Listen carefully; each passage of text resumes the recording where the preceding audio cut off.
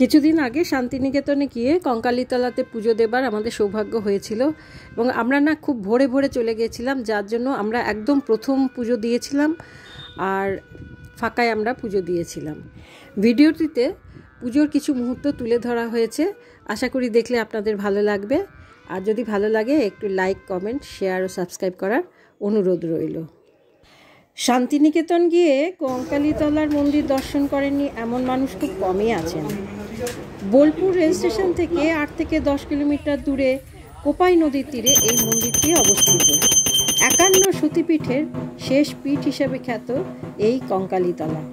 কথিত আছে এখানে দেবীর কাঁখাল বা কোমর পড়েছিল বলে এই সতীপীঠের নাম কঙ্কালীতলা। এখানে দেবী দেবগর্ভা নামে প্রসিদ্ধ। দেবীর কোনো বিগ্রহ এখানে নেই।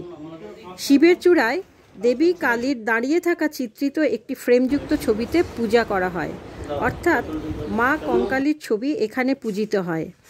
সামনে রয়েছে ঘট, সেই ঘটকেই দেবগর্ভা রূপে পুজো করা হয়। পুজোর ডালা নিয়ে মন্দিরে ঢুকতে দেখতে পেলাম মন্দির চত্বর পুরো ফাঁকা। সেই দিনের মায়ের পুজো তখনই শুরু হবে। দেখলাম কয়েকজন কর্তা ব্যক্তি মায়ের চরণযুগল মন্দিরের পাশে থাকা সতীকুণ্ড থেকে ধুয়ে এনে আসনে স্থাপন করল। শুরু হলো পুজো প্রস্তুতি। মায়ের ফটো ফ্রেম পরিষ্কার করা, মালা পরানো, ফল কাটা, ফুল গুছিয়ে রাখা, এইসব কাজ শেষ হলে ঠাকুরমশাই এসে পুজো শুরু করলেন।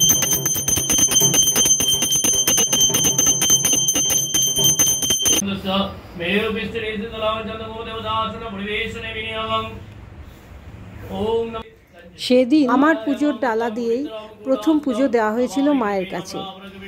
সুষ্ঠুভাবে পুজো দিয়ে বেরিয়ে এসে দেখলাম ডালাতে যথারীতি সেই পদ্মফুল পড়ে আছে। ঠাকুরমশাইকে জিজ্ঞেস করলে উনি বললেন মায়ের চরণ যুগলে সেটা অর্পণ করে দিয়ে আসতে। আমারও সৌভাগ্য হয়েছিল, আমি সেই পদ্ম মায়ের চরণ যুগলে স্থাপন করে চরণ স্পর্শ করে প্রণাম করতে পেরেছিলাম। প্রণাম করে সকলের মঙ্গল কামনা করলাম। পুজো দিয়ে আসার পর আমরা মন্দিরের পাশে পাড় বাঁধানো ছোট্ট পুকুর, যা সতীকুণ্ড নামে পরিচিত, সেখানে গেলাম। সেখানে মায়ের কাকাল বা কোমর পড়েছিল। মনে করা হয় মায়ের শরীরের এই অংশ প্রস্তুরীভূত অবস্থায় কুণ্ডের জলে নিমজ্জিত রয়েছে। স্থানীয় মানুষ ও পুণ্যার্থীরা এই কুণ্ডের জলকে পবিত্র বলে মনে করেন। তাদের বিশ্বাস এই জলে রোগমুক্তি ও মনোবাসনা পূর্ণ হয়। এই কুণ্ডের জলে হাত পা ধোয়া বা ময়লা ফেলা যায় না। জনশ্রুতি রয়েছে এই কুণ্ডের সঙ্গে 3টি সুড়ঙ্গ পথে কাশীর মণিকর্ণিকা ঘাটের যোগ রয়েছে। এই কুণ্ডের জল কখনো শুকায় না, তবে অদ্ভুতভাবে 19-20 বছর পর শুকিয়ে যায় এই কুণ্ডের জল। সেই সময় কোনো অজ্ঞাত কারণে বন্ধ হয়ে যায় মণিকর্ণিকা ঘাটও। পুজোর পর রাতারাতি কুণ্ডের জল আবার ভরে যায়। কুণ্ডের পাশে রয়েছে দেবী ঘট, যেটি রোজ পূজিত হয়। বলা হয় সতীর প্রতি অতিরিক্ত আসক্তি হেতু রক্ষক হিসাবে প্রতিটি সতীপীঠে ভৈরব রূপে দেবাদিদেব মহেশ্বর বিরাজ করেন।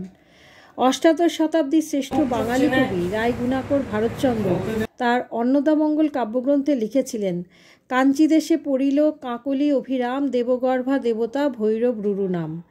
এই সতীপীঠের রক্ষক রুরু ভৈরব। মন্দিরের দিকে মুখ করে দাঁড়ানো রয়েছে এই বটবৃক্ষটি, এটিকে বলা হয় মনস্কামনা বৃক্ষ। মন্দিরের পাশে রয়েছে ভোগ মন্দির, যেখানে প্রতিদিন মায়ের ভোগ রান্না হয়ে থাকে। মন্দির কর্তৃপক্ষের নিকট কাউন্টার থেকে দক্ষিণার বিনিময়ে ভোগের কুপন পাওয়া যায়। আমরা খুব সকালে গিয়েছিলাম আর ফেরার তাড়া ছিল, তাই ভোগ খেতে পারিনি। এখানে ভান্ডারা ও ভোগ খাবার জন্য আগে থেকে যোগাযোগ করার ফোন নাম্বার দেওয়া রইল, আপনারা যোগাযোগ করে নিতে পারেন। মন্দিরে পান্ডার কিন্তু কোনো উৎপাত নেই। মন্দির চত্বর জুড়ে রয়েছে অসংখ্য দোকান, যে যার পছন্দ মতো জিনিস কেনাকাটা করতে পারেন বা পুজোর ডালিও এখান থেকে কিনে নিয়ে পুজো দিতে পারেন। অন্যান্য জায়গার মতো এখানে কোনো জোড়াজুড়ি হয় না, নিজের মতো করে পূজা দেওয়া যায়। অদ্ভুত সুন্দর ও শান্তিপূর্ণ এই পীঠ। মন্দিরের পরিবেশ বড়ই মনোরম। এই মন্দিরে বিরাজ করছে জগন্নাথ দেবের রথও। সতীমায়ের মন্দির সংলগ্ন মাঠে রয়েছে শিব মন্দির। শিবভক্ত কাঞ্চিরাজ রাজেন্দ্র চোল এই মন্দিরটি নির্মাণ করে শিবলিঙ্গটি স্থাপন করেছিলেন। সেই থেকে এখানকার শিবলিঙ্গ কাঞ্চীশ্বর নামে পরিচিত।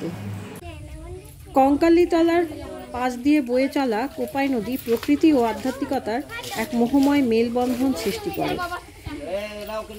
কবিগুরু তার লেখা কবিতা ও গল্পে কোপাইকে বারবার স্থান দিয়েছেন। তার চোখে কোপাই শুধু একটা নদী নয়, এটি প্রকৃতি ও মানুষের সম্পর্কের প্রতীক। ভক্তরা এই নদীতে স্নান করে নিজেদের শুদ্ধ করেন।